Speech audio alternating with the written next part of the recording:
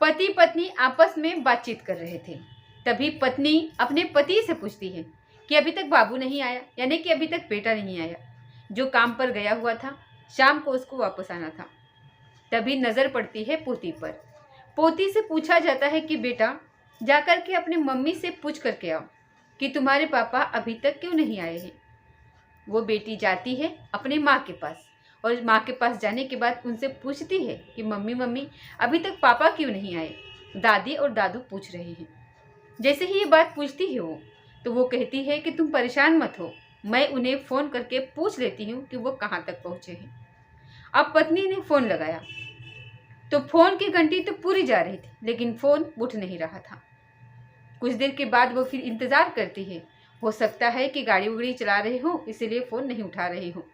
इसके बाद फिर दोबारा ट्राई करती है, लेकिन दूसरी बार जब ट्राई किया जाता है तब भी घंटी पूरी जाती है, लेकिन फ़ोन रिसीव नहीं होता है।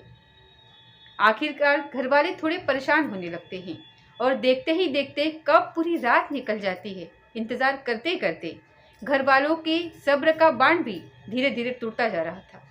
आखिरकार दिन निकल आता है और दिन निकलने के बाद जितने भी परिवार वाले के परिचित होते हैं उन सभी को ये मैसेज दिया जाता है कि भैया रात काम से वापस लौट करके नहीं आए हैं। आखिरकार ये गए तो कहाँ गए, उसके बारे में कुछ पता करने की कोशिश करो। पूरा दिन निकल जाता है लेकिन उसका कहीं अता पता नहीं चलता है। लगातार फोनों की घंटी जरूर जा रही थी, लेकिन फ़ोन रिसीव नहीं हो रहा था। आखिरकार करे तो फिर क्या करे। फिर अगली रात आ जाती है और अगली रात भी निकल जाती है। और जब एक रात के बाद अगली जो सुबह आती है तो दोपहर के आसपास का वक्त हो रहा था। पता चलता है घर वालों को, खबर लग जाती है घर वालों को कि लड़का पकड़ा गया है और उसके पास कुछ ऐसी चीज़ें पाई गई हैं जिसके कि उसने कानून का उल्लंघन किया है। आखिरकार घर वालों को जब ये सूचना मिलती है तो घर वालों के पैरों तले ज़मीन खिसक जाती है। वो सोचने पर मजबूर हो जाते हैं कि वो इतना सीधा साधा व्यक्ति आखिरकार ऐसा कदम कैसे उठा सकता है। लेकिन मामला यहीं पर नहीं थमता है। एक तरफ तो उसको जेल जाना पड़ता है और दूसरी तरफ उसने हाई कोर्ट में अपनी अपील दायर कर दी थी कि जो भी उस पर आरोप लगाए गए हैं दरअसल ये आरोप सही है ही नहीं। और जब इस मामले की जांच पड़ताल की जाती है तो पता चलता है कि एक दरोगा की ईगो कुछ इस तरीके से हट होती है कि उसने अपना बदला लेने के लिए एक बेकसूर आदमी को जेल भेज दिया। अब इस मामले की अखबारों के माध्यम से, सोशल मीडिया के माध्यम से जहाँ तक लोगों ने इस कहानी को सुना, वही लोग कहते हैं कि आखिरकार खाकी में कोई व्यक्ति इतना हठधर्मी कैसे हो सकता है, इतना जिद्दी कैसे हो सकता है, आखिरकार वो ऐसा कदम कैसे उठा सकता है। नमस्कार, स्वागत है आपका हमारे चैनल पर। आज की जो सच्ची घटना मैं आपको सुनाने जा रही हूँ, ये सच्ची घटना है पंजाब प्रदेश का एक जिला लगता है कपूरथला, और कपूरथला जिले का एक थाना लगता है सुल्तानपुर लोधी। दरअसल 26 जून 2024 की दोपहर के लगभग 12:50 के आसपास का ये वक्त रहा होगा। एसएचओ को एक सूचना दी जाती है।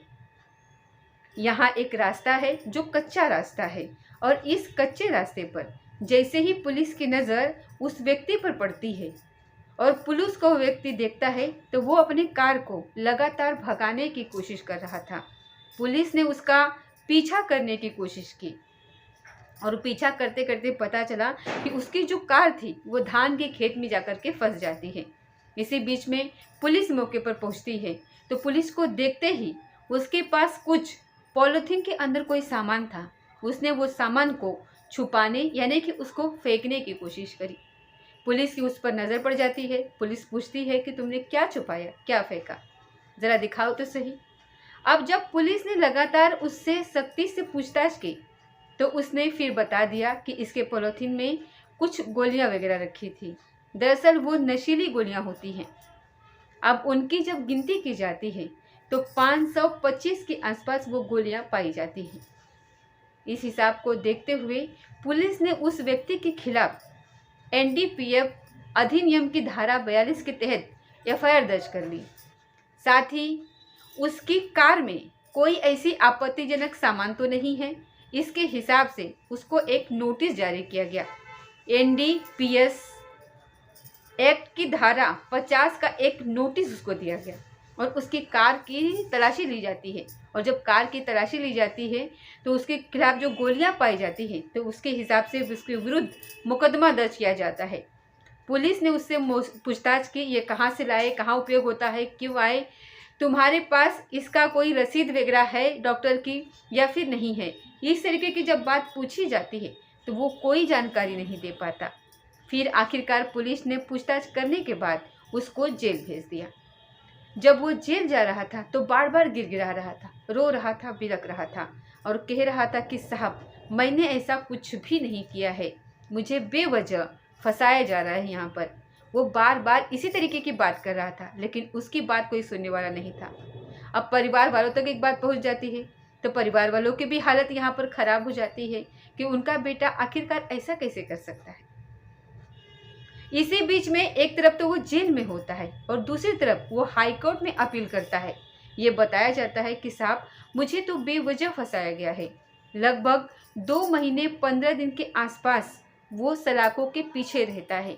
और इसी बीच में जब कोर्ट में मामला पहुंचता है, यानी कि पंजाब एवं हरियाणा हाई कोर्ट में जब ये मामला पहुंचता है, न्यायमूर्ति कीर्ति सिंह की अदालत में, जब इस घटनाक्रम की सुनवाई चल रही थी, तब उस व्यक्ति ने अपनी कहानी पूरी सुनाई।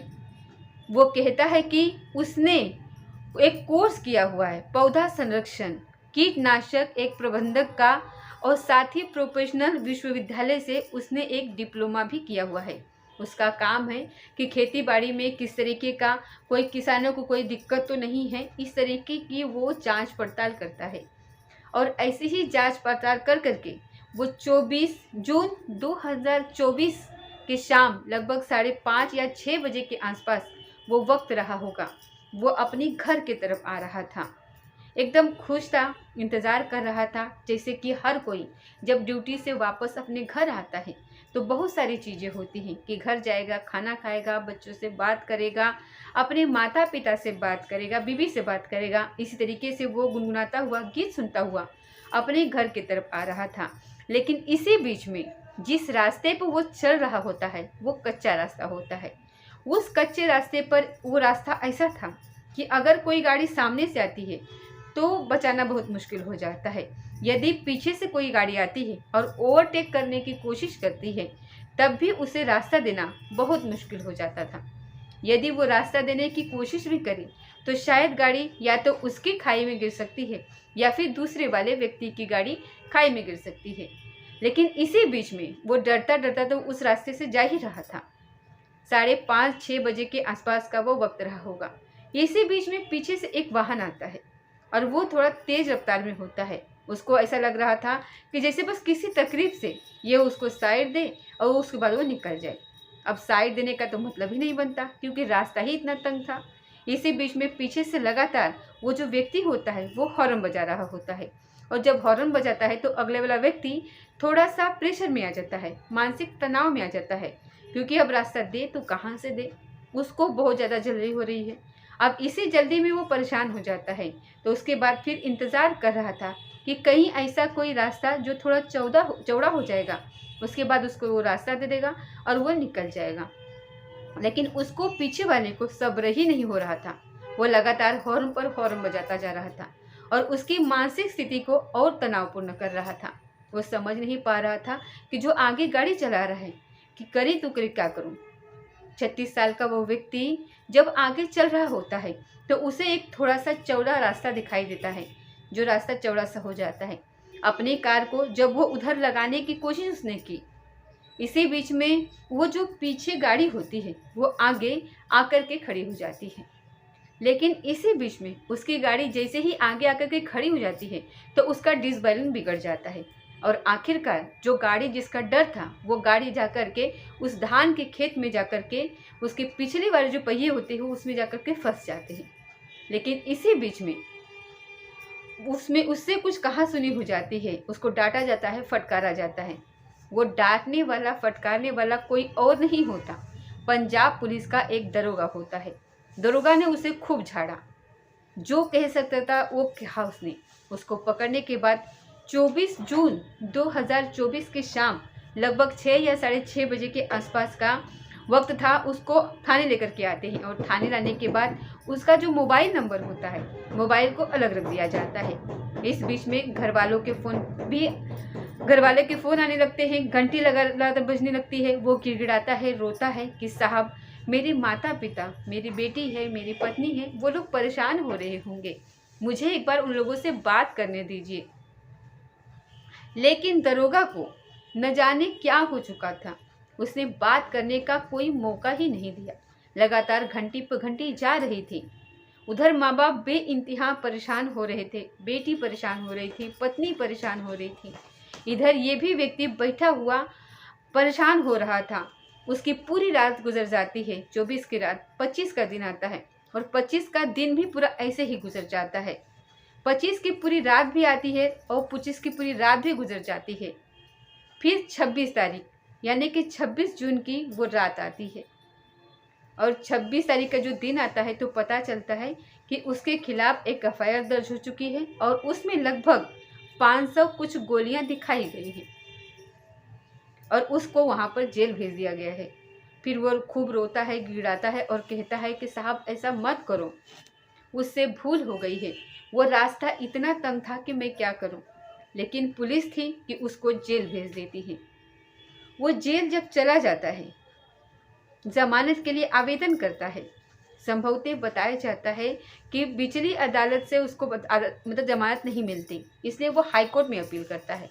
एक बेहतरीन वकील उसने किया और वो बेहतरीन वकील ने जब उसके पक्ष को पूरी ईमानदारी, पूरी शिद्दत के साथ सामने रखा तो उसमें कुछ चौंकाने वाली बातें आती हैं।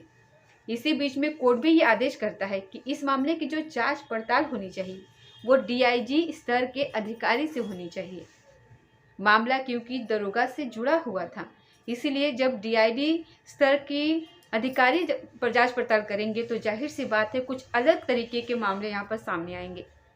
वकील ने भी साफ साफ कह दिया था कि इसमें जो जांच अधिकारी है उसने संदिग्ध जांच की है।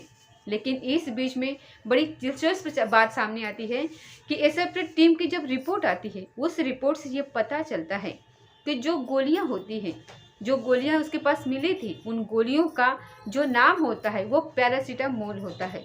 वो पैरासीटामोल जिससे कि बदन में दर्द होता है या कई बार हम बुखार में वो गोलियां ले लिया करते हैं, उन गोलियों को एनटीपीएस में लगा दिया जाता है और उसको इस बात पर जेल भेज दिया जाता है।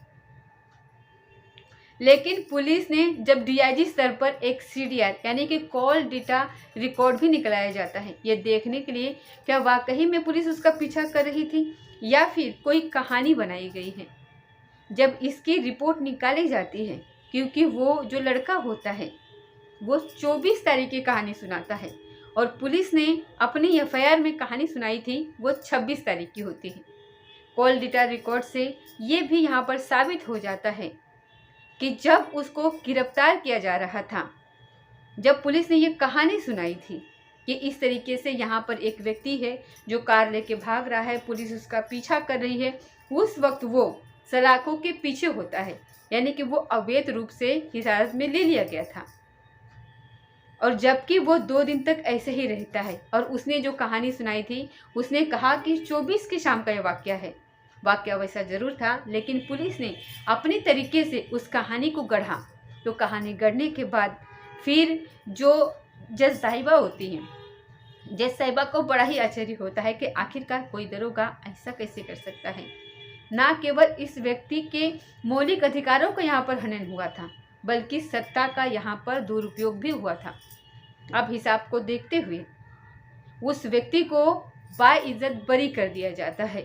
साथ ही दरोगा के खिलाफ जांच के आदेश दिए जाते हैं। विभागीय स्तर से इस मामले की जांच पड़ताल भी होती है। हालांकि अभी जांच ठोस नतीजे पर नहीं पहुंची है, लेकिन पीड़ित के लिए कहा जाता है कि इस व्यक्ति को पंजाब सरकार की तरफ से 2 लाख रुपए देने चाहिए मुआवजे के तौर पर, और 1 लाख रुपए की जो रकम होगी वो उसी दरोगा से होगी जिस दरोगा ने इसको इस तरीके से सताया है, परेशान किया है। यानी कि 50% 2 लाख रुपए में से 1 लाख रुपए की रकम उसके वेतन से हर्जाने के रूप में वसूली करनी चाहिए। और साथ ही इस घटना की जांच कुछ इस कार्यप्रणाली से पता चलता है कि पुलिस वाकई में सत्ता के नशे में हो चुकी है। इसका दुरुपयोग पुलिस कर रही है और इस व्यक्ति के मौलिक अधिकारों का हनन हुआ है। साथ ही कोर्ट की तरफ से ये भी आदेश दिया जाता है कि जो डिजिटल मामले जैसे कि अखबारों में या फिर टीवी पर इस तरीके की खबर अगर बनाई जाती है या फिर कहीं भी अगर इसकी खबर प्रकाशित होती है तो उसमें इस व्यक्ति का नाम किसी भी कीमत पर नहीं लिया जाए, क्योंकि इसके जो निजता का जो अधिकार है उसका कहीं ना कहीं उल्लंघन ना हो। इसीलिए उस व्यक्ति का नाम हमें पता है, उस व्यक्ति का गांव भी हमें मालूम है, उस व्यक्ति पर कौन कौन सी धाराएं लगाई गई थी, उस व्यक्ति के माता पिता और जो बेटी है उनका भी सब कुछ पता है। लेकिन जब हाईकोर्ट का ये आदेश है तो हाईकोर्ट के आदेश के पालन में हमने उस व्यक्ति का नाम इसलिए ही यहाँ पर छुपा दिया है, क्योंकि ऐसा ना हो कि इस कहानी के माध्यम से उस व्यक्ति का बेवजह उसका नाम खराब हो। हालांकि जब ये पकड़ा गया था तो शायद पुलिस ने इस तरीके का मामला कॉन्स्पिरेसी वगैरह की होगी, उसने ये भी आदेश करा था कि अगर कहीं नाम छपता है तो उस नाम को हटा दिया जाए। दोस्तों, इस पूरे घटनाक्रम को सुनाने का उद्देश्य किसी को परेशान करना नहीं है, किसी का दिल दुखाना नहीं है, बल्कि आपको जागरूक करना है, आपको सचेत करना है, आपको बताना है कि जब कोई व्यक्ति लाखों को पीछे छोड़ करके इस तरीके की नौकरी हासिल करता है तो बहुत सारी जिम्मेदारियां उसके ऊपर आती हैं। उस व्यक्ति को ऐसा बिल्कुल नहीं करना चाहिए कि बेवजह एक ऐसे व्यक्ति को जो किसी जांच पड़ताल करके खेतों वेतों की जो भी अपना डिप्लोमा डिग्री वगैरह कोर्स वगैरह होता है वो उसका काम करके आ रहा था, साधारण सा वो व्यक्ति होता है, सीधा साधा वो व्यक्ति होता है, अगर उसे कोई किसी तरीके की हनक होती है तो शायद वो रास्ता देने की कोशिश नहीं करता। लेकिन उसने पता था कि अगर उसने रास्ता देने की कोशिश करेगा तो उसकी गाड़ी गिर सकती है, इसीलिए उसने उस गाड़ी को रास्ता नहीं दिया था और जब दिया तो उसकी गाड़ी धान के खेत में चली गई। तो ये थी दोस्तों आज की कहानी। आजकल के हमारे देश में जो है कि जो बहुत ज़्यादा कानूनों का उल्लंघन हो रहा है और कानूनों का उल्लंघन आजकल की कानून व्यवस्था ही कर रही है, कानून का पालन करने वाले ही कर रहे हैं, यानी कि पुलिस। हमारे देश में जो पुलिस वगैरह है इनका काम जो है बहुत ही नीचे स्तर पर गिर चुका है, किसी पुलिस पर विश्वास नहीं किया जाता, हर पुलिस वाला बहुत ही गिर चुका है, छोटे लोगों को दबाया जा रहा है। ये थी आज की सच्ची घटना। मिलते हैं अगले किसी सच्ची घटना के साथ, तब तक जय हिंद जय भारत।